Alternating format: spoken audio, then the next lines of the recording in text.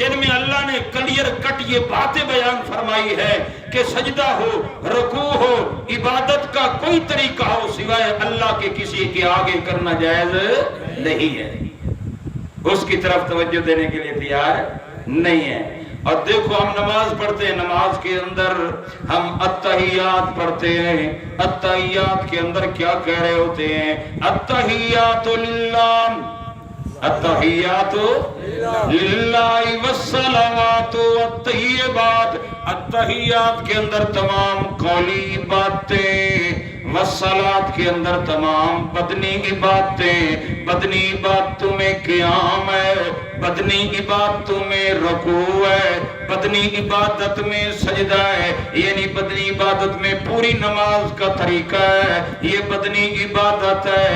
یہ مسلمان نماز کے اندر تو کہہ رہا ہے التحیات للہ والصلوات والطیبات، اے اللہ تمام قولی باتیں، تمام بدنی باتیں للہ، کس کے لیے؟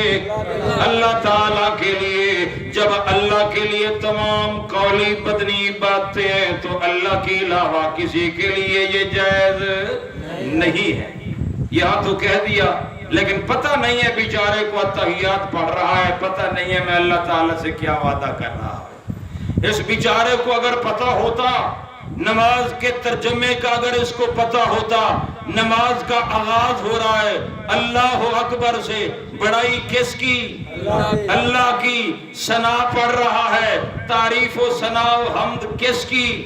سبحانک اللہم و بحمدک، سبحانک اللہم کا ترجمہ اے اللہ تیری ذات شریکوں سے پاک ہے، عیبوں سے پاک ہے، نقائص سے پاک ہے، تمامی انسانی حاجات سے پاک ہے، کمزوریوں سے پاک ہے۔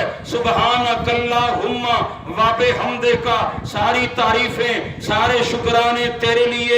سبحانک اللہم و بحمدک و تبارک اسمک، تیرا نام بابرکت ہے، و تعالی جدک، تیری شان بلند ہے، ولا الہ غیرک، تیرے علاوہ کوئی الہ اور مشکل کشا حاجت روا کوئی نہیں ہے۔ نماز میں ثنا ہے، ثنا پڑھتا ہے، ترجمہ نہیں آتا اس لیے شرک کرتا ہے۔ کاش کہ ثنا کا ترجمہ پڑھ لیتا، ثنا کو سمجھ لیتا، اس ثنا کو سمجھ لیتا، کسی جنڈی کنڈی کے آگے سجدہ ریز نہ ہوتا، ثنا کو سمجھ لیتا، مزارات کے آگے سجدہ نہ کرتا، ثنا کو سمجھ لیتا، کسی پیر اور دلدل کے آگے سجدہ ریز نہ ہوتا، ثنا کو سمجھ لیتا، کسی غیر اللہ کو مشکل کشا نہ مانتا، ثنا کو سمجھ لیتا، حضرت علی کو مشکل کشا نہ کہتا، ثنا کو سمجھ لیتا، نبی کریم کو مشکل کشا نہ کہتا، ثنا کو سمجھ لیتا، حضرت حسنین کریمین کو مشکل کشا نہ کہتا، ثنا کو سمجھ لیتا، امام بڑی بڑی کھوٹی قسمت کر دو کھری، یہ تمام تر مغلظات اپنی زبان سے نہ نکالتا۔ اگر یہ ثنا کو سمجھ لیتا، کسی بزرگ کے آگے، کسی پیر کے آگے، کسی ولی کے آگے، کسی قبر کے آگے، کسی حجر کے آگے، کسی شجر کے آگے سجدہ ریز نہ ہوتا، اس کے سامنے جا کر اپنی حاجتیں نہ مانگتا، اس کو ثنا کا اگر علم ہوتا تو غوث اعظم کے نعرے نہ لگاتا، اگر اس کو ثنا کا علم ہوتا یا علی مدد یا رسول اللہ مدد کے نعرے نہ لگاتا۔ معلوم ہوتا ہے ثنا پڑھتا ہے، ثنا کا ترجمہ اس کو آتا نہیں ہے۔ ثنا کا ترجمہ اگر یاد کر لے، توحید اس کے دل میں بیٹھ جائے، ثنا کا ترجمہ اس کو آ جائے، شرک کے جراثیم اس سے نکل جائے۔ لیکن افسوس ہے 5 وقت کی نماز پڑھتا ہے، وضو کرتا ہے، رب کے گھر میں آتا ہے، ثنا بھی پڑھتا ہے، لیکن ثنا کے اوپر عمل کرنے کے لیے تیار نہیں ہے۔ کتنا بڑا نقصان ہے اس کا۔ اللہ تعالیٰ اس نماز کا ترجمہ پڑھنے کی توفیق عطا فرمائے۔ میرے معزز سامعین، ہم آگے حمد پڑھتے ہیں، حمد یعنی سورت فاتحہ پڑھتے ہیں۔ سورت فاتحہ میں کس کے کمالات کا ذکر ہے، کس کی عظمت کا ذکر ہے؟ الحمدللہ رب العالمین الرحمن الرحیم مالک یوم الدین ایاک نعبد و ایاک نستعین اہدنا الصراط المستقیم صراط الذین انعمت علیہم غیر المغضوب علیہم ولا الضالین۔ عظمتیں کس کی؟ اللہ کی۔ کبریائی کس کی؟ حمدیں کس کی؟ اللہ تعالیٰ کی بیان ہو رہی ہے۔ اور نماز ساری کی ساری توحید ہی توحید ہے، ساری توحید ہی، اس میں ذرہ برابر بھی مخلوق کی یقیناً اس میں پکار نہیں ہے، مخلوق کی ثنا نہیں ہے، اللہ ہی کی ثنا ہے، اسی کی حمد ہے۔ اگر بندہ نماز کا صحیح معنی امانت و دیانت کے ساتھ ترجمہ یاد کر لے، کبھی شرک کے جراثیم اس کے میں آ سکتے نہیں ہے۔ افسوس ہے قرآن مقدس کی آیات سے، دیکھو یہ واقعہ کئی مرتبہ بیان ہوا، بعض بہت سارے شرک پرست علماء لوگوں کو گمراہ کرنے کے لیے کہتے ہیں کہ دیکھو آدم کے بارے میں اللہ نے فرمایا سجدہ کرو، لہذا ہم ولیوں کو سجدہ کرتے ہیں، بزرگوں کو سجدہ کرتے ہیں، یہ کیسے شرک بن گیا ہے؟ تو قرآن مقدس سے یہ دلیل پکڑنے کی کوشش کرتے ہیں۔ اب وہاں اگر یہ دیکھ لیتے ہیں کہ اللہ نے فرمایا ہے اذ امرتک، میں نے تمہیں کیا تجھ کو کیا دیا؟ حکم دیا۔ حکم کس کا تھا؟ اب دکھاؤ قرآن مقدس کے اندر اللہ تبارک و تعالی نے فرمایا ہو کہ کسی نبی کے آگے سجدہ، کسی ولی کے آگے سجدہ، کسی بزرگ کے آگے سجدہ۔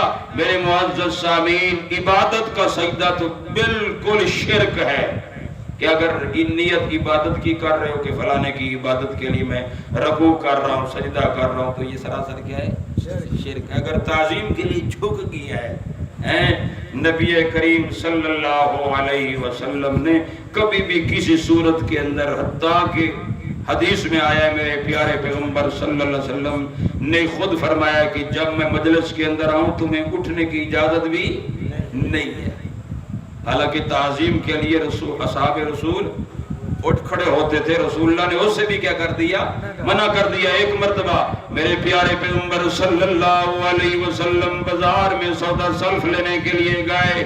ایک صحابی ہیں، تاجر ہیں، سودا نبی کریم صلی اللہ علیہ وسلم لینے کے لیے غالباً کپڑا لے رہی ہیں، یوں ہی آپ نے کپڑے کو پکڑا، اس صحابی نے آپ کا ہاتھ چوم لیا، پکڑ لیا۔ نبی کریم صلی اللہ علیہ وسلم نے منع فرما دیا، حالانکہ سبحان اللہ میرے پیارے پیغمبر کے ہاتھ مبارک، سبحان اللہ، لیکن میرے پیارے پیغمبر صلی اللہ علیہ وسلم نے منع کر دیا اور فرمایا یہ تو لوگ اجمی لوگ اپنے بادشاہوں کے ساتھ یہ طریقہ اختیار کرتے ہیں، یا آپ نے کون سا طریقہ اختیار کیا؟ میرے پیارے پیغمبر حضرت محمد مصطفیٰ صلی اللہ علیہ وسلم شرک کا ہر چھوٹے سے چھوٹا دروازہ بند کرنا چاہتے تھے تاکہ شرک کا کوئی دروازہ نہ کھول جائے۔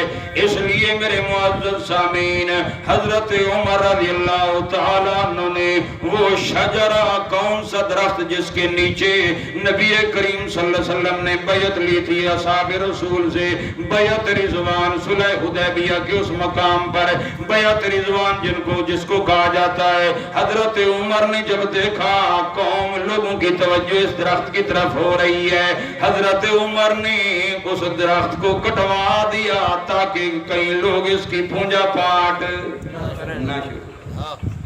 یہ ہے توحید، یہ ہے اللہ کی وحدانیت، سبحان اللہ۔ میرے معزز سامعین، بہرحال قرآن پاک کا یہ بیان سنو۔